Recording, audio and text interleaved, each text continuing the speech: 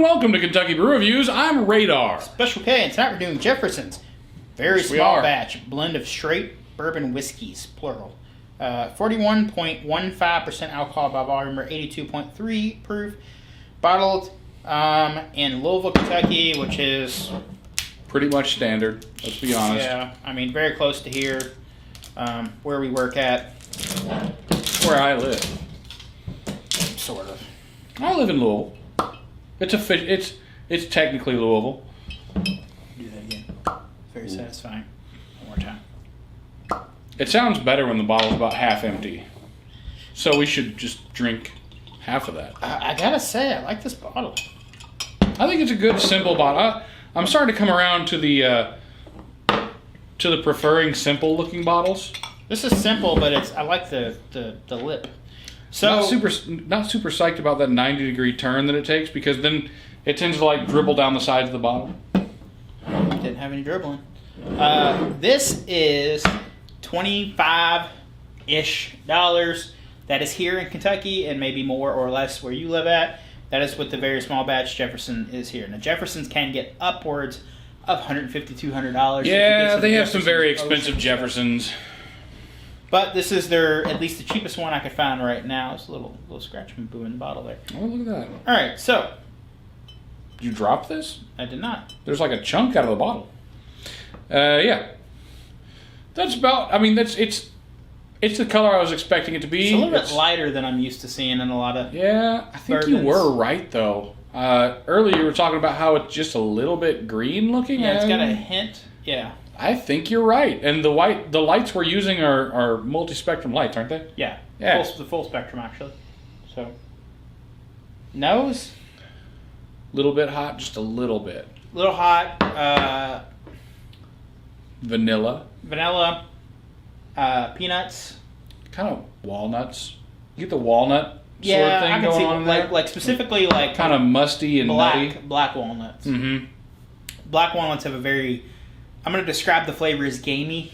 They are nothing like real walnuts. If you've ever had Gamey is actually a really good description for what that is, yeah. Yeah, black walnuts are a different beast. They are a very distinctive flavor. They are nothing like a regular walnut. In Kentucky... Kind of hard to buy in the store, though, which is a little bit irritating. Well, you don't need to, because in Kentucky they grow everywhere. So. Yeah, we used to put them in the driveway. Yeah. So, let's take this. Wow, I like the way that smells, though. That's nice. It's a little bit sweet, too. Sweet from... I guess I'm just going to drink it all myself. Man, you can. I like the smell. It's not as nutty as some other bourbons that I've had. It is pretty sweet. Hint of wood, hint of vanilla. I like what they were going for with the blend. Like that's a very even keel blend. It's a little bit corny, a little bit oiliness from the corn, I think. I like the vanilla notes. This is a very down the middle of the road kind of bourbon. It's pretty good. Like there's nothing off in there, nothing I don't like. Like it's not too earthy or too woody. Like a lot of people assume with bourbon that the older it is, the better it is, and that's not true. I think once you get past a certain range, I'm gonna say like 7 to 10 years is pretty good, but anything over that 10-year mark, it gets so woody that a lot of the tannins seep into the bourbon, and it tends to get almost overpowering, like you're chewing on like mulch. That's my opinion. So I think it's for different applications. Yeah. So this is obviously not that old of a bourbon. It doesn't have an age statement on it, but it's very solid. Availability is. It's not hard to get here, but I wouldn't say it's like... you can get it like Kroger's here. I wouldn't say it's as available as like Woodford or like Jim or something. Yeah, those are pretty ubiquitous. Yeah, but I mean, it's not Eagle Rare level rare. I would say, at least for us, it's about as rare as Buffalo Trace. Now, apparently in some states that's like gold, but here, it's pretty easy to find. But it's still, more scarce than Jim. I do like the heavier vanilla flavor that you get with this than a lot of others. And yeah, $25. I think it tastes good for its price range. Still a little bit. I feel like it might be a little bit expensive. I don't think so. I think it's right where it's at. I think it's the right price range for this this bourbon. It's been mixed for mass appeal, and I think this would appeal to a lot of people. It's an easy drinker. I don't even honestly. I normally say ice cubes. I don't think I would need an ice cube with this one. No. I would maybe like a stone, but I don't think I would put actual. You want ice this cubes. cold?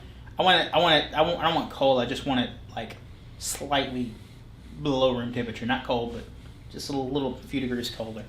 You know, I actually just today threw away my stones. I had 2 sets of stones. I threw one of them away. I have a brand new set sitting down there that somebody sent us that we have not done anything with. Well, see, the thing is, I don't really drink a whole lot of anything at less than room temperature. Dog hair. Just eat it. It's good for you. Again. So we're mixing with bold ginger ale, just super ginger ale. Yeah, I'm gonna rate this a 7.5. I think it's a 7.5. Nothing bad about it. It's good, solid. That being said, like it's got flavor, but I mean it's not exploding with flavor or anything like that. Like what it does have is semi subtle, but I mean it's not as subtle as like Kentucky Dale. You know what I mean? This is very down the middle of the road as far as $25-ish bottles of bourbon go. Like, what's it? The Four Roses small batch? That's $25. And that's Buffalo Trace. That's very. It's very sweet. It's not very hot. It's about the same amount of hot as that. And then there's Buffalo Trace in this price range, but I think Buffalo Trace is way better than this. I like it. I like it pretty well. I think I'm going to go with a 7 on this. For $25, there's an awful lot of bourbon to choose from. But for $25, I might choose something else. Now, the ginger ale does a good job of bringing some woodiness out in that. Puts a little bit of earthiness into it. Get some wood, more wood. And, then that vanilla kind of dives underneath, though. You can still get it, but it's not very prominent. That, my friend, is a hell of a mixer. I mean, as far as whiskey goes, I'm into the Canada Dry Bold. Whiskeys in general, bourbons included. Canada Dry Bold is a pretty good mixer. Or the one with lemonade. Or Ale8. Yeah. Ale8 is also a really good mixer. Oh yeah, we were supposed to be switching to Ale8. I bought some. I don't know where it is. I lost my entire 12-pack. I actually have some in my apartment if you'd like some. I bought it for the show, and I don't know what happened to it. But as a mixer, I think it's an 8. I think this bourbon is better as a mixer. It does really well with ginger ale. I'm sure it would do just as good as in whiskey sours or Tom Collins or whatever you want to drink. A little bit of bitters in it.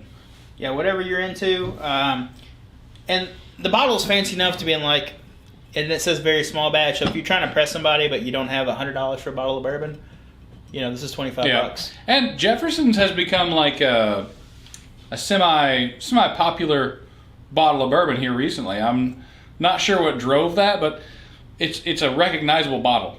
I would say the scarcity of other bourbons would probably have something to solve do with that problem. But yeah, I mean, you do have Four Roses and Buffalo Trace in this price range. Four Roses small batch, not regular Four Roses. Yeah, this beats out regular Four Roses, but not small batch. Do you recommend it? This is a very middle of the road bourbon. If you want a bourbon that is just the basic, the wood, the vanilla, some tannin character, perfect. But nothing offensive in it. Nothing offensive, nothing really extra though, and I don't suggest it actually. I'm gonna say go with I'm not even sure. Small batch. Four Roses small batch is a good choice. It's not bad if you're looking for something, just in this price range. It's not a bad choice, but again, as Radar mentioned, you have Buffalo Trace that exists in this price range. You have small batch Four Roses. The list goes on. There even on the lower end. I feel like Maker's Mark with its really strong cherry. Well, Maker's Mark's overtone, $35, so it's above this. Is it $35? That's not right. Yes, is it? It is. It's like $25. No, it's $35. Well, there's a bottle of it in my bar. I don't know. Yeah, it's been there for a little while. It's not bad. I mean, it is good. It's just there are better bourbons in its price range. So, yeah. All right. Well, that's been our episode. There's something you'd like to see on the channel. You can leave a comment down below. Don't forget to hit that like button. I'm Special K. And I'm Radar. Thanks for watching.